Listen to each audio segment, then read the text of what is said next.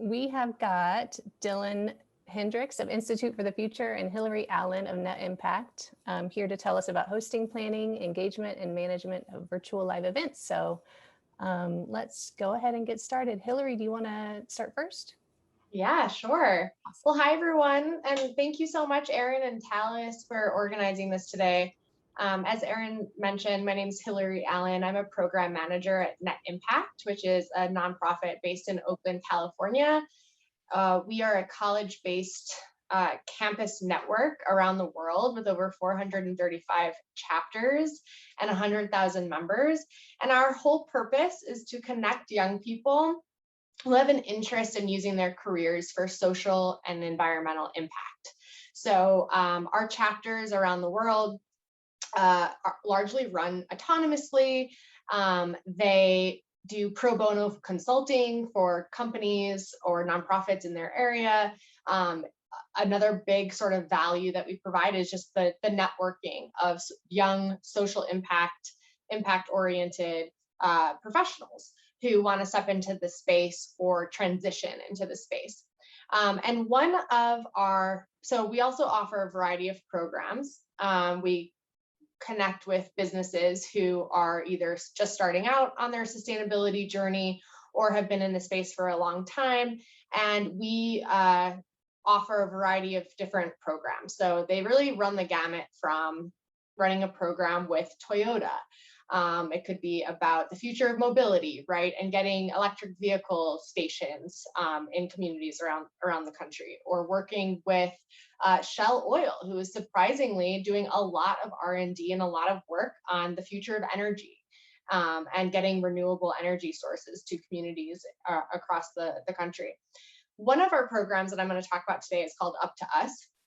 And this is our longest and largest running programs at Net Impact. And it really fits in the space of civic engagement in higher education. And it's called the Updas Campus Competition. And I'm going to go ahead and share my screen and tell you a little bit more about this program. So Updas partners with the Peter G. Peterson Foundation, which is a nonpartisan fiscal think tank based in New York, as well as the Clinton Global Initiative. And our whole purpose is to engage college students and educate them on our country's long-term fiscal and economic outlook. So the program model is a campus competition or a campaign competition, and teams across the country, students across the country form teams of anywhere from 3 to 5 students. And we welcome universities, colleges, community colleges. Anybody can join, and they're trained on how to design and actually implement their own public awareness campaign about our country's long-term economic challenges. So we're looking at things like sustainable fiscal policy and the US national debt, the insolvency of Social Security, and our kind of purpose is really to democratize the conversation around fiscal policy. We've also expanded more recently into voter education and voter engagement. So in the 2020 election, we partnered with all of the amazing organizations on college campuses that I'm sure many of you are familiar with that are doing voter education and voter outreach on college campuses to push voter registration. And specifically in the Updas competition, they choose a career track. We have 5 career tracks, which are business and entrepreneurship, public policy and political science, economics and finance, STEM, and marketing, communications, and public relations. So we really welcome a diverse array of academic disciplines and levels of leadership experience.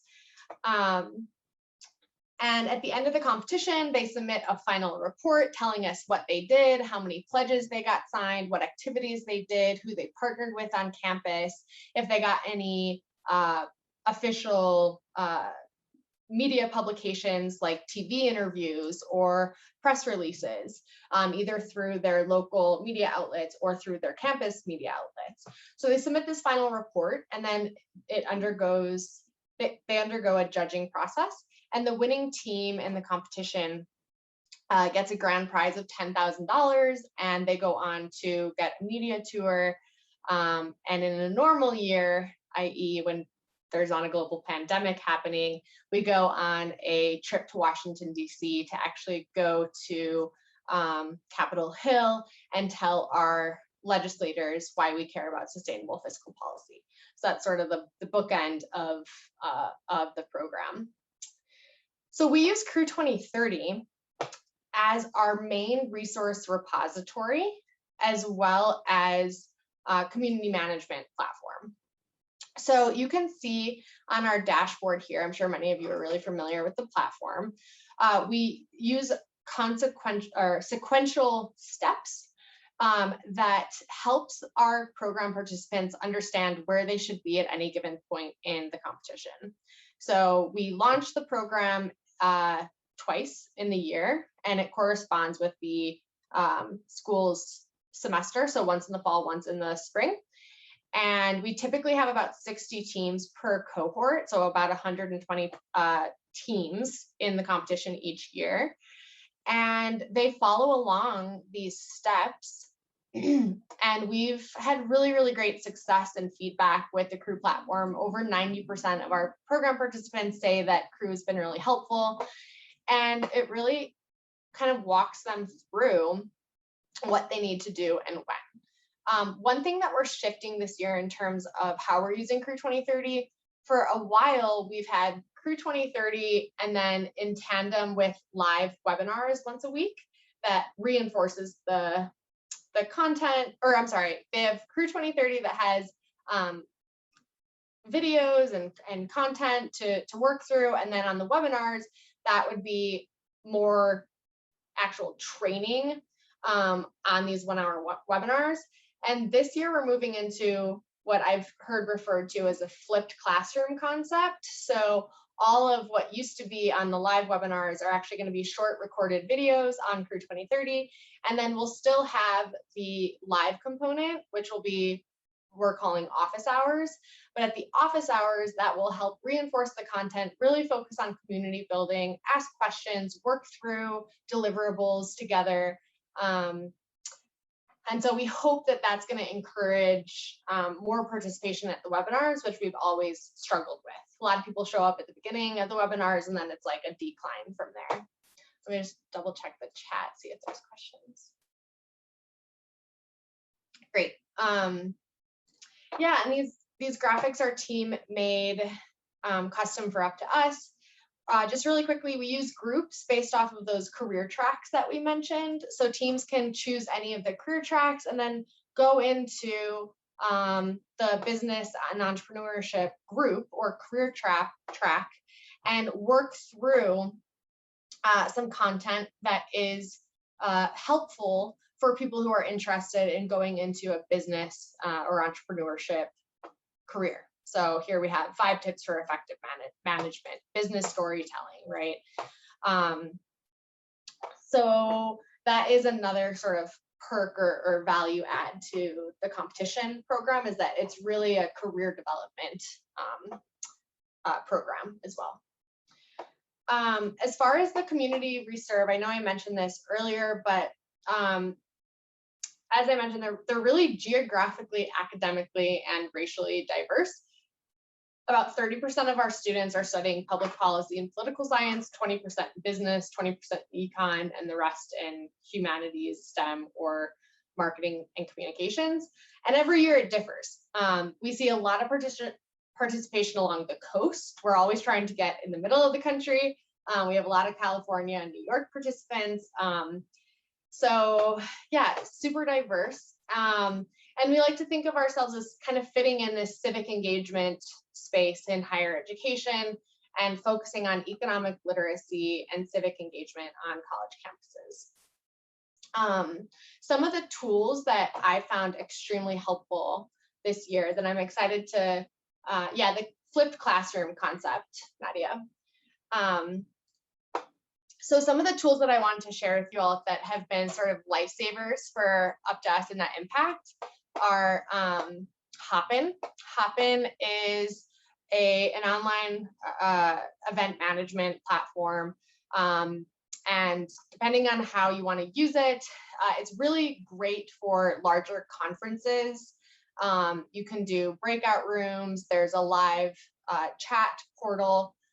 It's pretty intuitive to use, and it can handle a lot of bandwidth. So I'm happy to talk more about Hopin as a event tool if you're interested. It is a little bit pricey. The other one that I really like, especially because it's free, is called Wonder, and I'll drop all of these that I'll talk about in the chat. So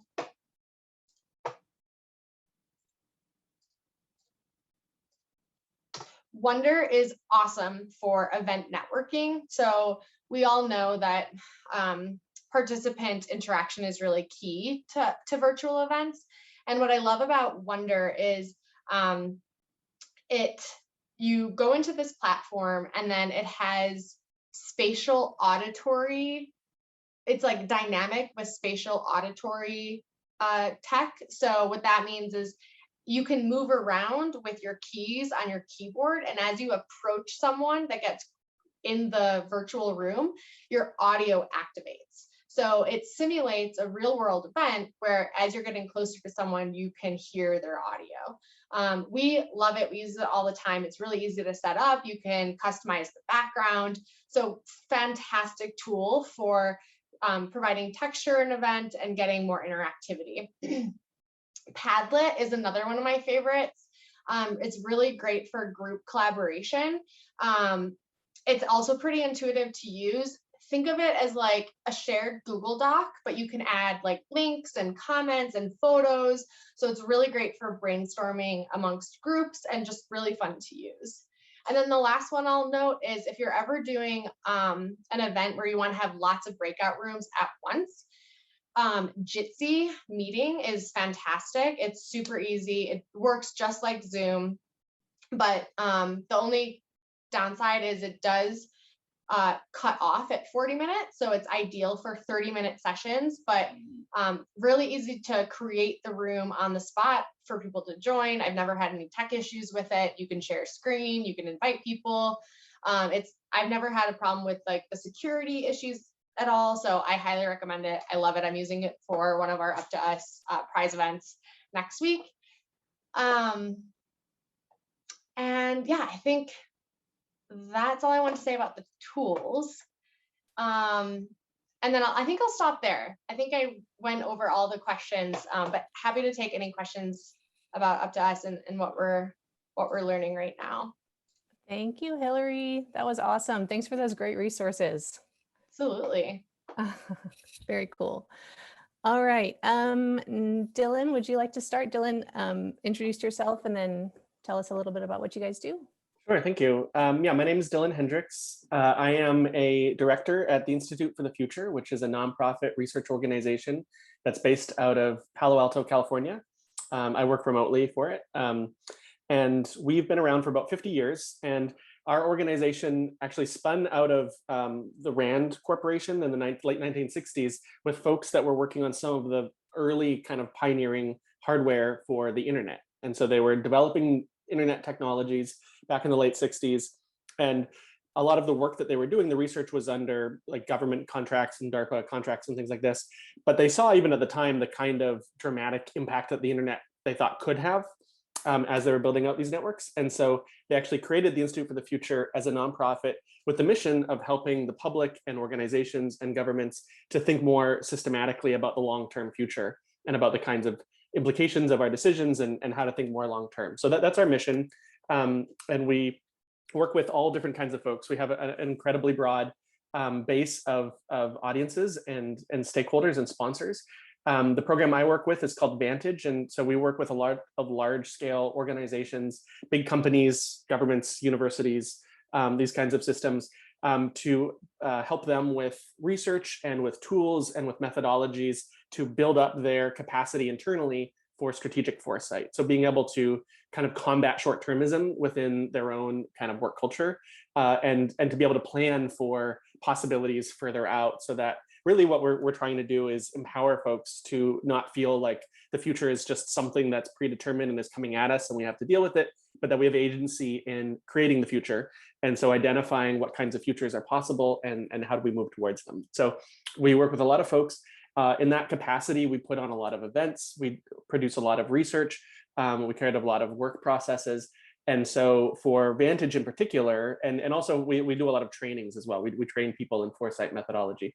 And so for all of those different audiences, we've started using Crew platforms in the last few years to help organize our partner base and to sort of create a portal both for sharing resources with them that we produce, but also facilitating connections between them, and in the time of COVID of hosting our events as well. We have traditionally always put on these sort of big events, one called the 10-Year Forecast that I produced the last several years. And so we had to switch that to an online last year. But this gives you a sort of a little look at our dashboard. So our dashboards look different for all of our partners. So I obviously have the admin one here, but you can see we produce a lot of research, and our research is then made available to folks in ways that they can sort of dive deep into different parts of it. We can have multimedia deliverables that are sort of coherently collected in here that people can share easily with their teams. We've also worked with Crew to create some custom features, like an entirely other platform that's connected to our Crew instance that we use that's specifically for signal scanning, which is a core part of our work of having people scanning the horizon for sort of evidence of things of changing behavior or new capabilities or new technologies, things like that. So Crew has been a great partner for us. And then, yeah, as I mentioned, we've, in addition to sort of having our library of research here and our ability, really, what's really great is often we have these partner organizations that sponsor our work. And so we have a lot of different sponsors that all come into a pool. And so we work with them to make sure they're getting the most value out of everything that we're offering.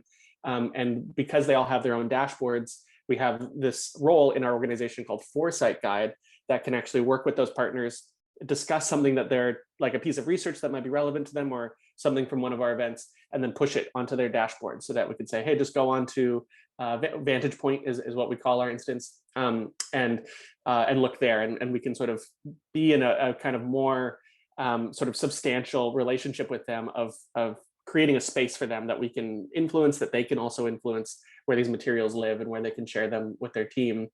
And yeah, during the pandemic, we have we did our event, which we normally do in person, obviously, and we have about 400 to 600 people show up for that. That's normally in the Bay Area each year. And so we had it online last year, and we were able to have over 1,000 people attend because of that. And we actually hosted the event itself on Crew. Crew worked with us to facilitate being able to have folks attend the live event on Crew in a mode that's actually not visible, because there's sort of a special mode that is for live events that then gets archived into a more traditional looking track. But when it's live, there was a live chat associated with it. There's the ability for folks to interact in there. And so we had a broadcast system that's I believe built into Crew now that allowed us to kind of reframe our event as a sort of a TV broadcast. So one of the things we really tried to do was, rather than trying to recreate an in-person meeting online, knowing that there's so much that's diminished there, lean into really what works well in a screen-based format. And also during the pandemic, especially I think providing something that sort of felt like an escape from Zoom meetings and things, right? Because people all get zoomed out. And so we kind of leaned into this idea of like kind of a throwback sort of live TV broadcast. And so we actually reframed our sessions as like TV shows. And they had intros and theme songs. We had sort of like a schedule for 6 hours a day for a week in September. We had like fake commercials in there. We had a daily ceremony. We had a lot of different things we threw at it. Got really positive feedback. People really enjoyed it. We also mailed packages out, future readiness packages that had elements that people could bring into the event with them that were physical, that we worked with together. And so, yeah, I had a lot of success with that. And it was actually set up so that on Crew, when people came to our Vantage Point instance on Crew during the event, there was a banner that showed them exactly what show was playing, that had a thumbnail. You could sort of click into that and it would bring you into the show. And there was a schedule that would actually sort of update as we went along. So anyway, just to say, there was a lot of accommodations within the crew platform that made it easy for us to host our event on the platform. And that worked great for us. In the spirit of sharing some other tools that we use to do that, we had a very kind of expensive and convoluted process when we first did it, but we've run a couple other versions of the events like that earlier this year. And we used a platform called Streamyard. Let me write it in here. Streamyard is a platform that is web-based, that has Zoom-like functionality and allows you to sort of to change the layout of the screen. So as we know, Zoom is sort of locked into these boxes. Streamyard is a really easy to use tool that is really inexpensive, that allows you to add in elements. So you have your logo in the corner of the broadcast, have a lower third on the bottom, have some kind of graphics that are embedded into the video feed. Also the ability to run a whole show that way. So having multiple people on stage with you, some of whom are visible, some aren't, and even multiple screen shares that you can kind of have a director sort of move in and out. So it's a great tool if you're doing live broadcasts. I really recommend it. It adds a lot of extra functionality that can really sort of help distinguish, I think, like sort of elevate the experience of the webinar. And we were able to stream directly out of that, both onto Facebook Live and onto YouTube, which we then embedded into Crew so that people could still come onto our Crew instance, watch the show, and engage with it there. But StreamYard was sort of the app from our end that made that possible. The other tool that we're also really interested in using, and we've been experimenting with it but haven't used it a lot yet, is OEA. And actually, I'll address this question from Tally's. So StreamYard, does it help play videos during a live event more seamlessly? Yes, it does. So that's the other great thing about StreamYard, was that you can upload assets ahead of time onto StreamYard, like videos, and then you can play them, and then it's not sort of like running through the kind of live video connection, right? It's running from their servers. So it actually provides like more stability there. And you can queue them up, and you don't get any of the sort of frame stutter that can sometimes happen in Zoom. So yeah, videos, I mean, StreamYard's if you're doing anything with webinars, I recommend taking a look at it because its functionality is great, and I think it was like $20 a month or something. It was not a huge expense. The other one I wanted to talk about briefly was OEA, OHYAY, put it in the chat there. That's a newer platform that's just sort of, I think, risen out of the pandemic and is really interesting. It's similar to StreamYard, the one I just described, but it also has even more functionality to embed videos it can be moved around. You can kind of program interactions in there. It's sort of, if anybody here remembers like Adobe Flash and the kind of functionality that Flash provided on the internet about 5-10 years ago, it sort of brings some of that back. It's very designer friendly. It's not, you don't have to be a heavy duty programmer to get into it, but we're looking into it for our fall event, which I can talk about more in a little bit this year, which will have more hybrid stuff in it. But that is a platform that allows you to like bake interactions into it. So it's kind of, if anybody here has used Miro, which probably most of you have, we've been using Miro a lot during the pandemic, like a lot of organizations. It's kind of like if Miro and Zoom were sort of integrated together, is what OEA is like. It allows you to actually have the video feeds like as elements that can be moved around on the virtual whiteboard, and to program these kinds of interactions. So you could like make a card game conceivably that people could play, right, together in the interaction, or you could bake a poll into it, or things like that. So our events are very immersive, is a big part of the goal of it. We want people to be able to take a step back from sort of the noise of their sort of day-to-day lives and what they're doing in their work, and be able to sort of create a space for a mindset for thinking about long-term possibilities and the kinds of things and the futures that we want to create. And so having sort of an immersive experience that's really engaging is really critical to the experience we're trying to provide for our audiences. So obviously that's harder to do not in person, but these kinds of tools have made that easier for us, and yeah, made it really, especially our event in September was considered really successful by our folks. We had about 500 folks watching the video, our broadcast for about 30 hours of a week, which we were really happy with. So yeah, I'll just stop there, and then, but yeah, happy to answer any questions about anything I brought up. Thanks, Dylan. That was awesome.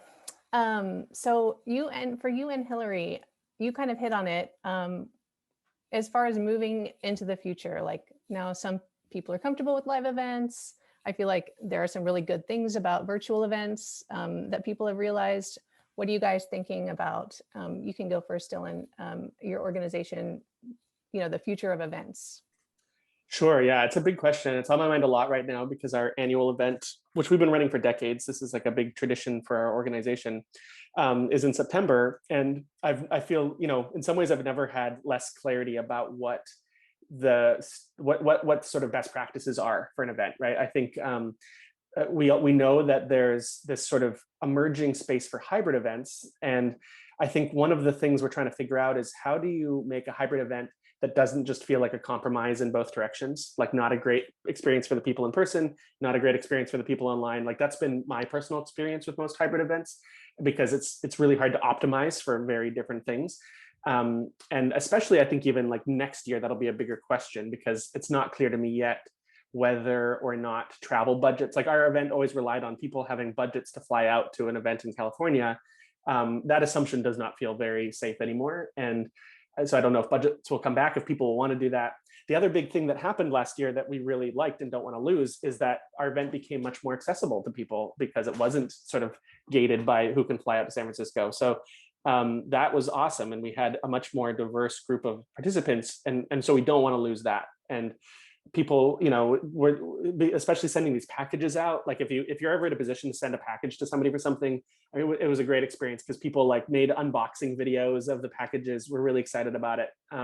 Sent us videos back of their experience of that. So we're trying to hold on to that value and think about how do we add. But basically, we're thinking about how do we add presence, those benefits of being in person together, which are innumerable. How do we add that into the foundation that we created last year with our remote events so that we keep the accessibility, we expand on that and inviting more folks. We have a pretty global audience as well. And so how do we build on that while adding the in-person elements in? And for this year, because the guidance on like who's actually out of the pandemic lockdown or not is like so changing, we're having to hedge a lot on that. So my main thought right now, honestly, has been on just even for our own staff who have been working remotely for a year, that the event might be just mostly important as like a coming together point for our staff to get back in person and remember that they work together and know each other as humans and aren't just boxes on a screen. And so there's like a lot of growing pressure, just even the last week too, to like that it'll need to be a good party, basically, right? Like people are hungry for that. But what we're thinking going forward, my best thoughts on it right now, in terms of like my clearest thoughts, is that the two things we're trying to do this year for this fall are, one, we're going to experiment with creating pods of people going through the experience. So groups of about 25. Because one of the things we found with the online event is if you're just one of hundreds or thousands of people watching a stream, that feels pretty anonymous as a participant, right? It's hard to sort of have those kinds of intimate interactions with other folks. But we have had really good experience always. We do a lot of workshops and have forever. And so we always think of 25 as about a magic number of where you can have really good in-depth kinds of facilitated conversations with folks, but it's not so big that it's unmanageable. And so trying to break out our audience into groups of 25 that we can kind of seat together to have an intentional shared experience through everything. And we're thinking of having the online components be a series of sort of tightly facilitated short bursts of experiences. So we know that people's like attention span for online events is not nearly as long as for real world ones. So can we do like 2 hours in 3 times in a week that are really tightly facilitated? You go through the experience with a group of 25 other people on one of these other platforms, that we make sure that there's no sort of dead time, right? Make sure that every moment there's something happening that's interesting, and then have that happen. And then in addition to that, have some of those pods potentially be in person together if that's available to them, right? So that have some folks maybe come to our office if we can do that. So have a mix of pods that are online and in real world and create the experience that way. And so that's our kind of assumption for right now. And then the other thing we're trying to do on the other end of it, which is more speculative, but we're the Institute for the Future, is experimenting a lot with virtual reality get-togethers. So there's, that's not as accessible nearly, obviously, because you need sort of VR hardware for that. But because the consumer grade hardware, like the Oculus Quest, is about $200, and So that's something that's attainable for more folks than if it was much more than that. And so we're curating events where people who are around the world can get together in these virtual reality spaces to bring some of that presence back into the remote experience. And yeah, it's early days on that stuff, but we feel like there's a lot of promise in that, and that's potentially like a good long-term solution for globally distributed kind of remote groups that want to get together and do things together. So that's another kind of angle that we're really interested in. Yeah. Very cool. Thanks, Dylan. Hilary, you have a completely different like group of participants, students. So how are you feeling, and how are you feeling about doing live events, virtual events, hybrid events in the coming year? Yeah, so it's really interesting. I can relate to a lot of the challenges that Dylan's having with like the balance between accessibility and quality of events. In my experience, there's like two segments. There's two audiences that we're thinking about this question with. One being the Net Impact organization as a whole, which is a global network. And historically, we've had one annual conference in a major city that's been sort of our, capstone event. Everybody convenes at this one major city. And now we've switched to having once a month, having a series of virtual conversations. And there's obviously pros and cons to that, right? Con being like anonymity. We've actually had a drop off in attendance. We've seen more cumulatively across all virtual events. We have more people than the in-person conference. But per event, it's about a third of what we'd see at an in-person conference. But another consideration we've been thinking about is as a sustainability and environmental organization, we're thinking about the environmental cost of bringing people, nationally and globally to a major city, and the carbon emissions that those types of events accrue. So one thing that we've been considering on the net impact side is, what would it look like to do regional events and to have much smaller in-person events, but just in the Midwest region, where you can drive to it, come, and don't worry if you can't make it, because there'll be one in your region soon. So that's something that we're considering. And then on the Updas side, it is very different, because the live event component serves as such an attractive perk for college students of the competition. So historically, we've always tacked on the Updas leadership training to the Net Impact Conference. And so that's a selling point for our program, right? You get an all expenses paid trip, you get to stay in a hotel, you get to go on an airplane. For many of our students, it's the first time they've ever been on an airplane before. And that's an amazing opportunity for them. So we are definitely feeling the push to get in-person events back for the Updas competition. But I've learned so much through being forced to have online events, and I'm happy to talk through more of those sort of insights and learnings that I can impart to all of you. And I also have a toolkit that I'm excited to share that has some, I think speaks to some of the questions that you had, Dylan, and just like good frameworks and tools to use when you're designing virtual events. But I also don't think I think they're here to stay. I think that the pros of virtual events are such that we're going to see a lot more of them, because of the accessibility pro is so huge, that, and we've gotten used to them, and now we know that we can do so much through virtual events and not have to travel across the country to do things. So I think it has fundamentally changed the paradigm. Yeah, I agree. And I don't think I mentioned it, but we're thinking about the same thing about the regional events too. I think that's another area that's going to become bigger, is that idea of like doing in person more locally, so that it is more sustainable, and also to like sort of revive kind of local community culture, right? Which feels like it's really taken the biggest hit in the internet age. And So we're thinking about that for maybe this year, but also for the future in the next year and beyond. That's also my gut about where it's headed, is that we probably won't have one big event in the Bay Area, but maybe we'll try to have smaller events in San Francisco, New York, Midwest, Europe, places like that. But there too, we want to keep the online component, because like you say, there's so many folks that aren't sort of within driving distance of one of the hubs where we would have it. And so how do we keep that up? So yeah, very, very similar kinds of tensions from our end. I also think the regional model is very attractive from like a cost benefit analysis, because if you've ever hosted a conference at some major conference center, the price of those, for food and lodging is exorbitantly more expensive than say, hosting it at the graduate school at U of M, right? And like partnering with the graduate school, which Net Impact has the opportunity to do because we're, so integrated into higher education. So, but I think for other orgs as well, going smaller and really focusing on the local community is really attractive. Yeah, I think you're right about that. Yeah, the only trade-off on that is that those big event spaces can be really fun, right? Because it can also be a draw for the participants, and especially traditionally, we used to have them in really interesting places. Like we rented out an aircraft carrier a few years ago to host our event, and we did the museum a couple years ago, and so those are really fun. But I totally agree with you. I think that's probably the same route we're going to go, is find the space that can hold the 50 people that want to come to that versus the one that we have for 500 people.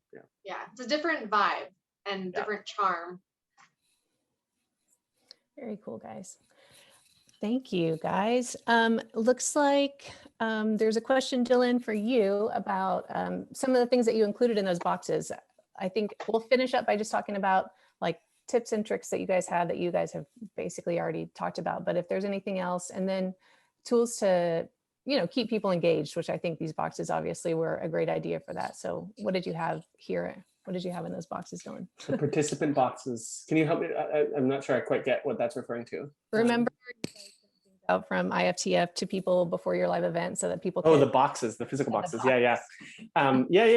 So we call those future readiness packages, and we have, so there was some things that were like swag things that are in there, right? There's sort of like a baseline of, we had like, branded COVID masks, and we have research deliverables that are paper, and we had fun things like that. The main thing we included, which were really cool and fun, was that we created this daily ceremony, and please feel free to steal this idea if you're inclined.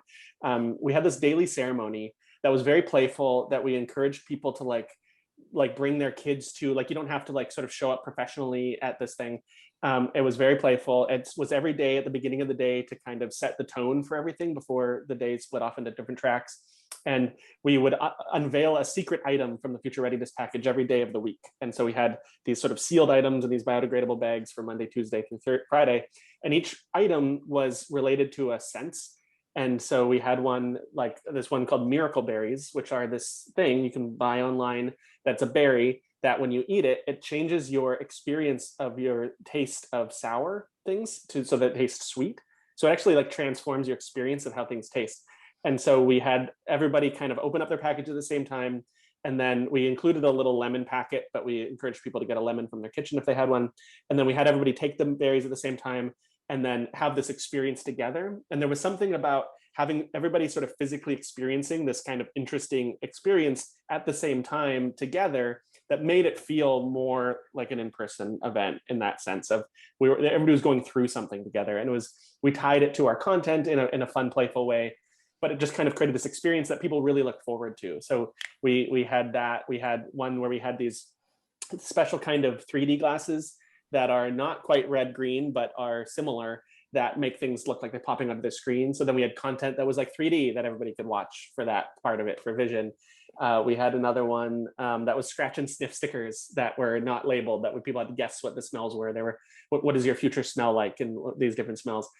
So, there are things like that, very playful, but really, like people, like I say, they brought their kids. It generated a lot of really goodwill out of that, and was really fun and not too expensive to do. So that was, I don't know that we can I think of that many more things like that to do. I think we kind of exhausted that specific concept for our event, but that were the kinds of things we had in there. In addition to, like I say, we have these kinds of very visual products that we produce as research deliverables that are like our map of the decade, So we also had a lot of things that we wanted to give them. We also included a couple books from some of our speakers for the event that were in there as well. And yeah, it was just a really nice opportunity to sort of create kind of like a care package like that, so people felt like cared for, and that they were, and we sent them well ahead of time, so that also that was part of our attrition strategy, which seemed to work, because we knew that people might, sign up for something and then decide, I'm not going to join. But there was sort of this hook of like, well, I want to figure out what this thing is that's for day 3